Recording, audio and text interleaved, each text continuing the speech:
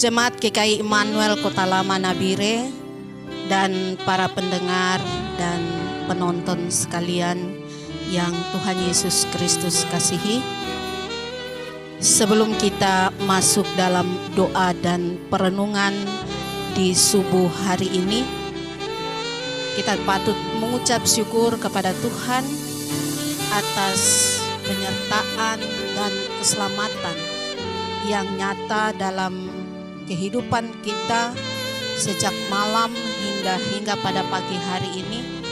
Kita telah diberikan kesempatan untuk menikmati kehidupan sebagai anugerah Allah dalam hidup ini.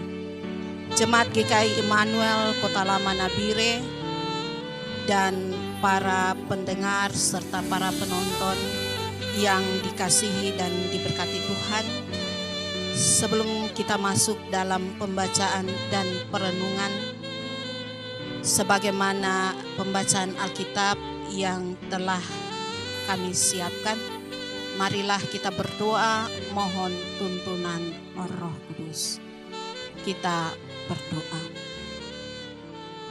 Bapa Sorgawi, Allah di dalam Tuhan kami Yesus Kristus, kami patut bersyukur kepada Tuhan oleh karena keselamatan yang nyata bagi kami sekalian, di mana Tuhan telah menganugerahkan hari yang baru, kehidupan yang baru bagi kami di saat ini atau di hari ini.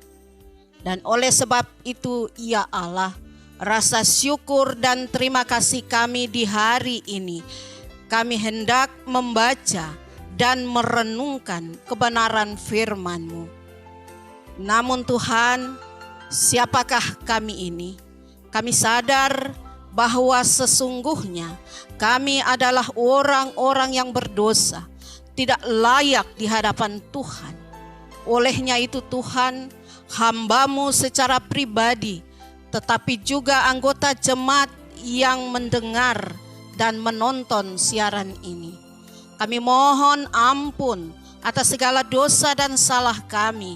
Kami mohon kiranya ya Allah, di dalam Yesus Kristus, basuh kami dengan kuasa darah-Mu, supaya kami layak disebut sebagai anak-anak-Mu dan layak untuk menikmati kebenaran firman Tuhan sebagai santapan rohani bagi jiwa-jiwa kami yang merindukan suara kasih-Mu.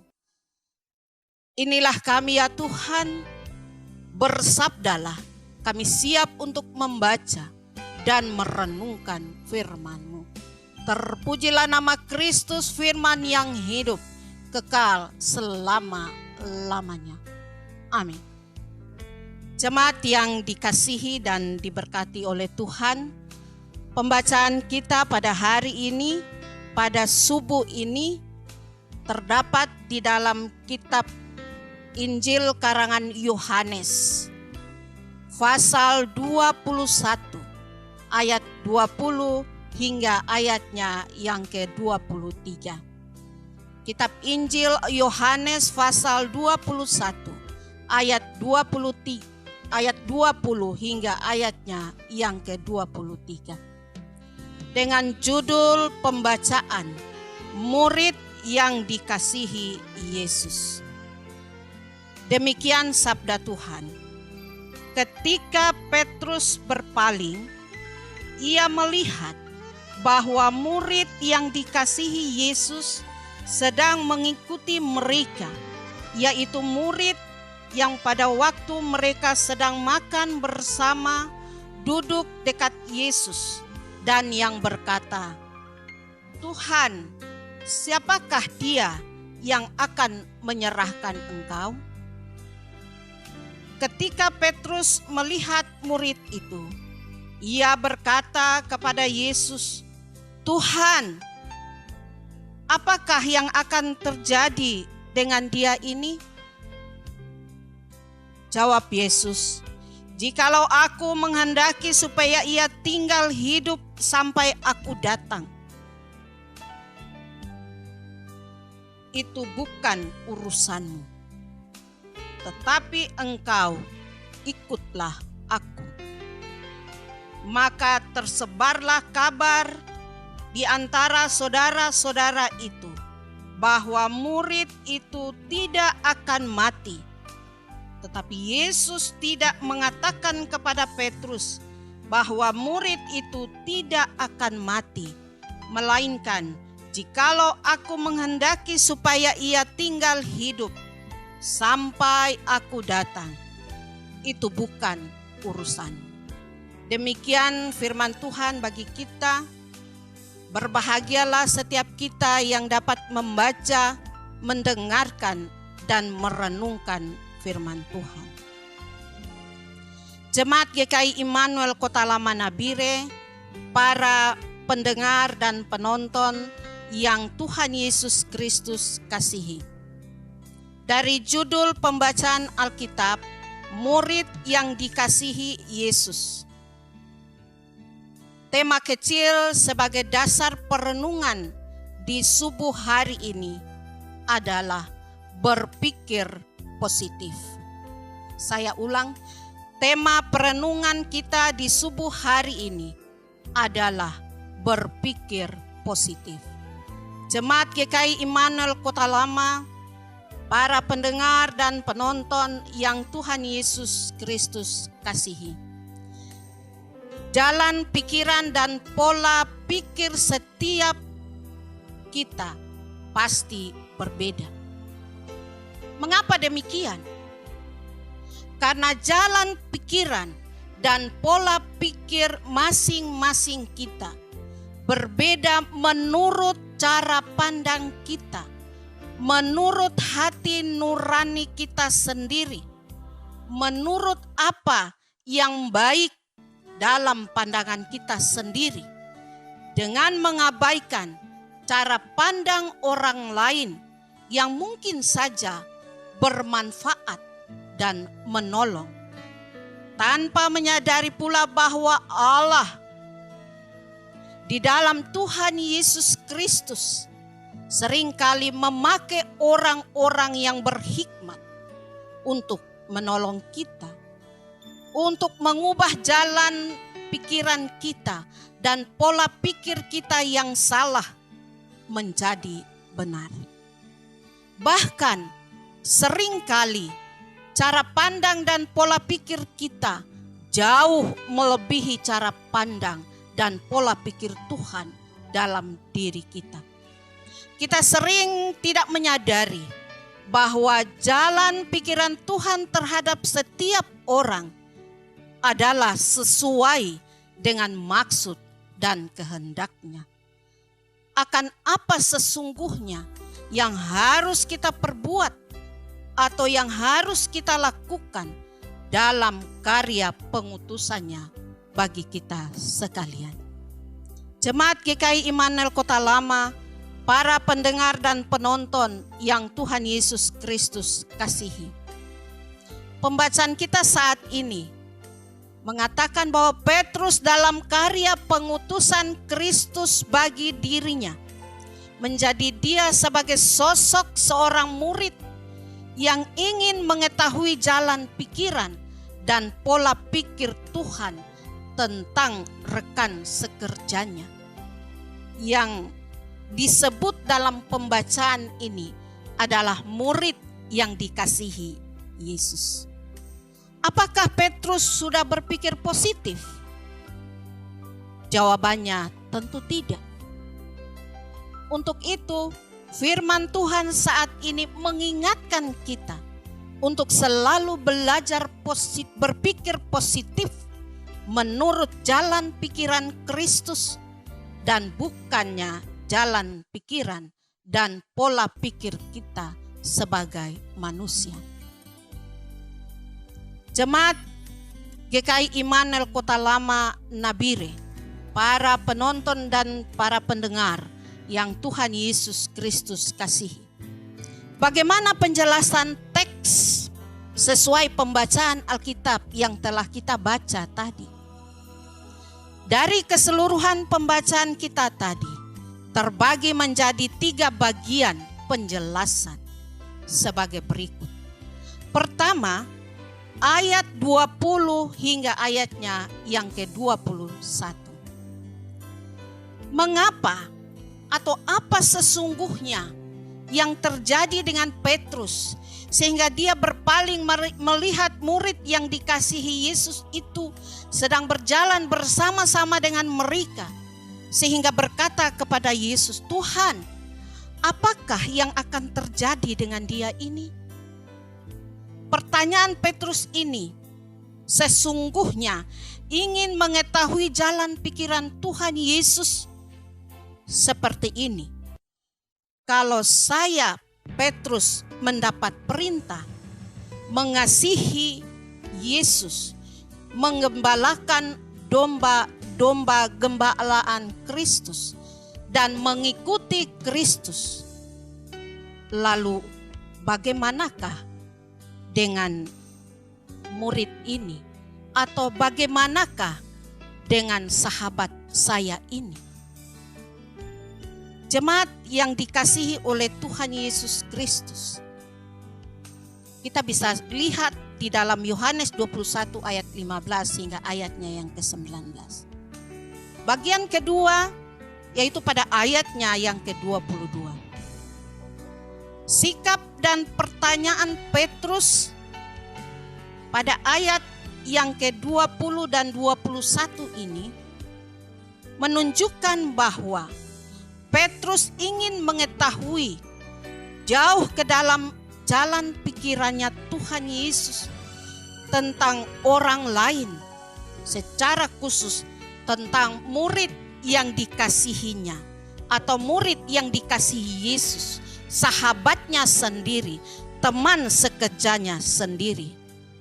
Bukankah ini adalah pemikiran dan pola pikir yang salah?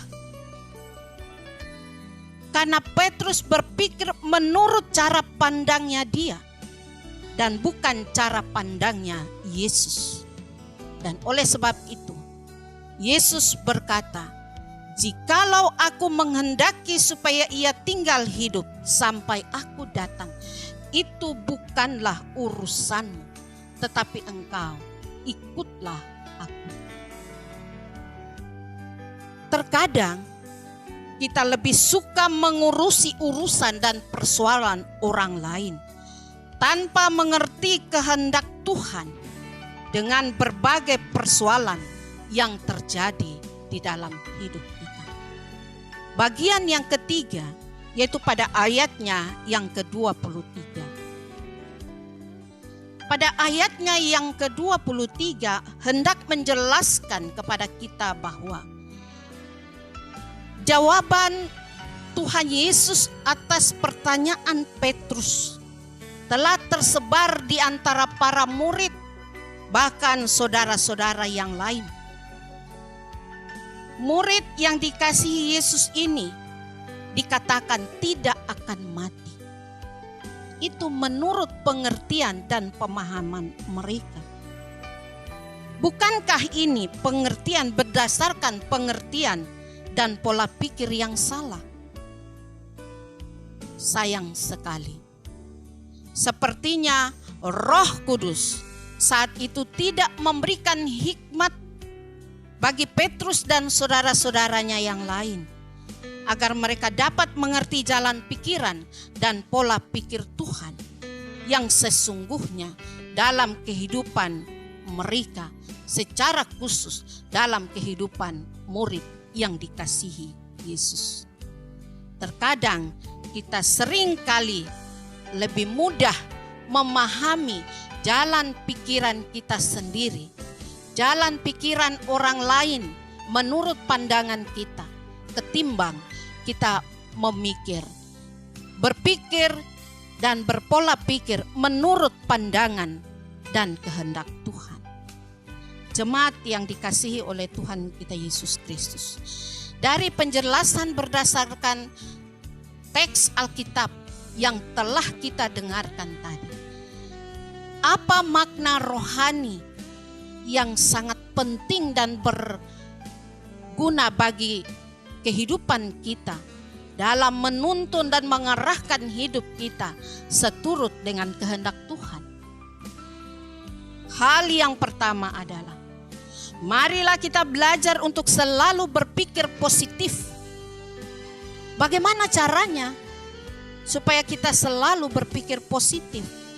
Mintalah tuntunan Roh Kudus yang dapat memberikan hikmat Allah bagi kita melalui doa dan ibadah. Hal yang kedua, pemikiran yang negatif akan menimbulkan persoalan baru yang semakin rumit, bahkan semakin berat dalam kehidupan kita. Baik secara pribadi, keluarga, persekutuan, tetapi juga di tengah-tengah kehidupan kita setiap saat. Sebaliknya, pemikiran dan pola pikir yang positif tentu akan menghasilkan ketentraman, kedamaian, kebahagiaan, dan membawa berkat keselamatan bagi kita, baik di dunia maupun di akhirat nanti. Bagian yang ketiga, janganlah kita sering lebih mudah melihat dan menilai suami, istri, anak-anak kita dan orang lain dari sisi negatifnya saja. Tetapi marilah, karena di balik adanya sisi negatif mereka, terkandung sejuta sisi positif yang pasti bermanfaat bagi kita di hari ini dan kemudian hari. Bagian yang keempat atau bagian yang terakhir, dengan kebangkitan Kristus, kita lebih mengutamakan Kristus dalam hidup pribadi, keluarga, dan persekutuan dengan jalan menjadi pengikutnya, menjadi saksinya, apapun keberadaan hidup ini. Karena itu jauh lebih mulia daripada sering bahkan selalu kita memandang dan sibuk bahkan ikut campur mengurusi urusan atau persoalan orang lain. Padahal kita juga mengalami berbagai persoalan yang mungkin saja jauh lebih berat dengan persoalan orang lain. Bahasa anak-anak masa kini biasa trennya disebut kepo. Lebih bahaya lagi jika kita salah menerjemahkan jalan pikiran dan pola pikirnya Tuhan dalam hidup kita. Karena jalan pikiran kita bukanlah pikirannya Tuhan, dan rancangan kita bukanlah rancangan Tuhan dalam hidup kita. Tetapi kita ikutlah Tuhan dan penyelamat kita. Ingat, karena lebih mudah melihat selumbar di mata saudara kita daripada balok yang ada di mata kita. Demikian firman Tuhan. Tuhan memberkati kita semua. Mari kita berdoa. Allah Bapa di dalam kerajaan sorga, Allah di dalam Tuhan kami Yesus Kristus, kami terus bersyukur kepada Tuhan karena hidup ini adalah anugerah Allah. Dan oleh karena anugerah-Mu, kami mampu menjalani kehidupan kami, melewati malam yang telah kami lalui, dan masuk menapaki kaki kami di hari yang baru. Hari sebagai pemberian Tuhan, waktu sebagai anugerah Tuhan bagi kami. Terima kasih Bapa. Kami bersyukur kepada Tuhan karena mengawali perjalanan kehidupan kami di hari ini. Kami telah dilawat oleh kebenaran firman. Hamba telah menyampaikannya dalam segala kekurangan dan keterbatasan. Tetapi hamba percaya Allah di dalam tuntunan Roh Kudus akan menyempurnakan kebenaran firman Tuhan yang telah hamba sampaikan. Dan biarlah Roh Kudus menerjemahkan lebih sempurna dan memeteraikan firman-Mu itu di dalam kehidupan setiap kami yang mendengarkannya. Allah Bapa di dalam Tuhan kami Yesus Kristus. Kami akan menjalani kehidupan kami di sepanjang hari ini. Baik ketika kami bekerja di rumah, ketika kami akan melangkah ke tempat kerja masing-masing, ketika di atas kendaraan, ketika berjalan kaki, ketika di atas perahu, ketika di mana saja kami ada dan bekerja. Kami percaya Allah yang adalah sumber kekuatan kami, sumber berkat bagi kehidupan kami, akan terus menopang, memberi hikmat, kemampuan, kekuatan, keselamatan bagi setiap kami di dalam bekerja dan menjalani hidup ini, baik sebagai orang tua maupun sebagai anak-anak. Allah Bapa di dalam kerajaan sorga, kami mohon berkat-Mu bagi jemaat GKI Immanuel Kota Lama Nabire, dari jemaat yang pertama sampai dengan jemaat yang terakhir, bahkan para pendengar dan penonton yang hari ini, bahkan hari-hari ke depan mendengar khotbah atau renungan yang telah hamba sampaikan di saat ini. Dan biarlah ya Tuhan, firman-Mu menerangi perjalanan hidup kami, menuntun kami, supaya kami tahu arah langkah hidup kami menurut kehendak-Mu ya Tuhan, dan bukan kehendak kami. Memberkati hamba-hamba Tuhan dimanapun saja mereka bekerja dan melayani. Secara khusus Ketua Majelis Jemaat GKI Immanuel, Ibu Pendeta Sandi N. Ishak Sungkono sekeluarga, Ibu Pendeta Urianti sekeluarga, Saudara Pendeta Dimara dan keluarganya. Tuhan beri hikmat, sukacita dan semangat, kemampuan dalam memimpin, melayani, dan menuntun umat gembalaan-Mu pada jalan yang Tuhan kehendaki. Memberkati bangsa dan negara kami dalam keberadaan hidup kami menghadapi situasi adanya virus corona yang membuat kami takut karena mematikan. Tuhan beri hikmat bagi pemimpin-pemimpin negara bangsa kami, mulai dari pusat sampai kepada daerah-daerah, supaya mereka mampu berpikir bagaimana mereka boleh menyelamatkan umat-Mu, bangsa dan negara kami keluar dari kemelut virus corona yang mematikan ini. Kami berdoa secara khusus buat para medis, dokter, mantri dan suster, bahkan semua orang yang terlibat untuk bekerja, mempersembahkan hidup mereka demi keselamatan umat manusia yang terlibat, yang mengalami sakit penyakit oleh karena virus corona. Tetapi juga semua kami yang diselamatkan oleh Allah.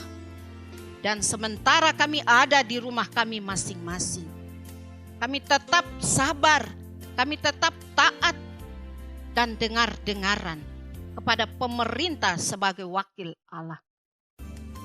Mampukan kami supaya kami tidak mengeraskan hati kami, tapi kami mau menjadi umat Tuhan yang mampu mendengar dan mentaati semua yang telah diatur untuk kami taati. Terima kasih Bapa di sorga, para janda, duda, yatim piatu, Tuhan memberkati mereka. Anak-anak yang bertugas mempersiapkan siaran ini, Tuhan taruh berkat-Mu buat mereka, memberkati keluarga mereka, memberkati pekerjaan mereka, memberkati cita-cita, harapan dan pergumulan mereka. Karena setitik keringat yang menetes Tuhan perhitungkan. Dan biarlah itu jadi atas kehendak Tuhan dan bukan kehendak mereka. semua peralatan yang kami pakai demi keberlangsungan dan kelancaran siaran pemberitaan firman Tuhan dari waktu ke waktu. Tuhan kuduskan, Tuhan memberkati supaya terus berguna, membantu dan menopang pelayanan demi umat yang kami layani. Terima kasih Bapa di sorga, kami siap melangkah di hari ini. Kami tidak takut, kami tidak bimbang, karena kami punya Allah yang hidup, yang tidak pernah tertidur dan tidak pernah terlelap. Akan ada buat kami hari ini terus kekal sampai selama-lamanya. Amin. Demikian doa dan pemberitaan firman Tuhan yang telah hamba sampaikan. Terima kasih untuk perhatiannya. Tuhan Yesus memberkati kita sekalian. Shalom.